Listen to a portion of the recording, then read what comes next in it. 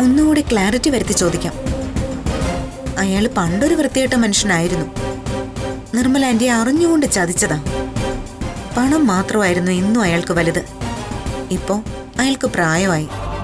മരിച്ചുപോയി എന്ന് ധരിച്ചു വെച്ചിരിക്കുന്ന അയാളുടെ മകൻ ഇപ്പൊ ജീവിച്ചിരിപ്പുണ്ടെന്ന് അയാൾ അറിയുന്നു. ആ സത്യം അയാളെ വല്ലാതെ വേട്ടയാടുന്നു. അയാൾ പണ്ട് ഉപേക്ഷിച്ചു പോയ കാമുകിയെയും, അതായത് നിർമ്മല ആന്റിയെയും ഗൗതമിനെയും സ്വീകരിക്കാൻ വന്നാലോ? നീ ഒന്ന് പോയ നിധി. വെറുതെ ആവശ്യമില്ലാത്ത ചോദ്യങ്ങളായിട്ട് വന്നോളൂ. എന്നെ അനാഥനെന്ന് വിളിക്കാൻ കാരണമായ അയാൾ ഇനി ആരായാലും ഞാൻ അയാളെ വെറുതെ വിടുന്ന് കരുതണ്ട. നിന്റെ ഈ ചോദ്യങ്ങൾ കേട്ടിട്ട് എനിക്കൊരു സംശയം. എന്റെ അച്ഛൻ ആരാണെന്ന് നിനക്കറിയാവുന്ന തോന്നുന്നല്ലോ. ഇതാണ് ഗൗതമിന്റെ കുഴപ്പം. ഞാൻ വെറുതെ ഒന്ന് മൂഡ് മാറ്റാൻ വേണ്ടി ചോദിച്ചതാ. എനിക്കാരെ അറിയില്ല. അങ്ങനെ ഇപ്പൊ നീ എന്റെ മൂഡ് മാറ്റാൻ നിൽക്കണ്ട. ആ വൃത്തികെട്ടവൻ ആരാണെന്ന് ഞാൻ തന്നെ കണ്ടുപിടിച്ചോളാം. എന്താ ചെയ്യേണ്ടതെന്നും എനിക്ക് നന്നായിട്ട് അറിയാം.